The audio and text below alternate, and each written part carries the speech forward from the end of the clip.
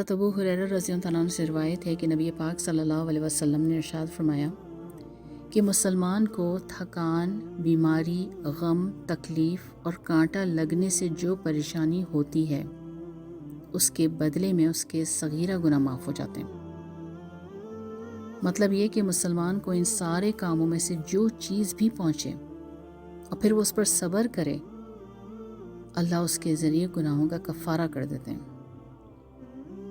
मगर शर्त यह है कि सब्र होना चाहिए, ये अव्वल शर्त है। जो भी तकलीफ़ आए, परेशानी आए, मुसीबत आए तो वावेला करने के बजाय सब्र करें। मुसीबत नाम है अहले वफ़ा की आजमाइश का कि इसी में हौसला मालूम होता है आदमी का। तो जब भी आदमी को किसी किस्म की कोई राहत मिले या तकलीफ़ पहुँचे तो सबसे पहले जहन में ये आना चाहिए कि ये अल्लाह की तरफ से।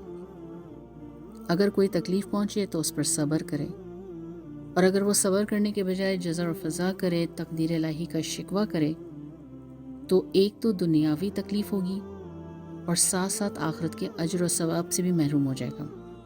बल्कि सिर्फ यही नहीं कि आखिरत का अजर नहीं मिलेगा, बल्कि आखिरत के लिए अमल भी उसके लिए वबाल जान बन जाएगा। तो हमें चाहिए सब्र करें।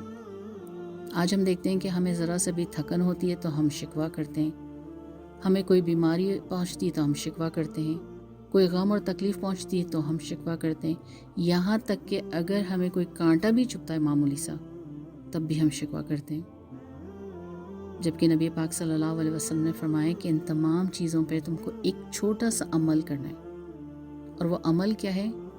सब्र। और वो सब्र करने के फिर बदले में क्या होगा कि हमें हमारे सगीरा गुनाह माफ़ होंगे।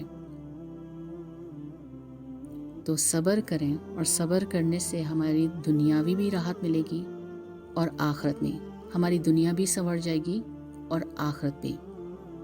तो छोटा सा अमल करना है और वो है सब्र।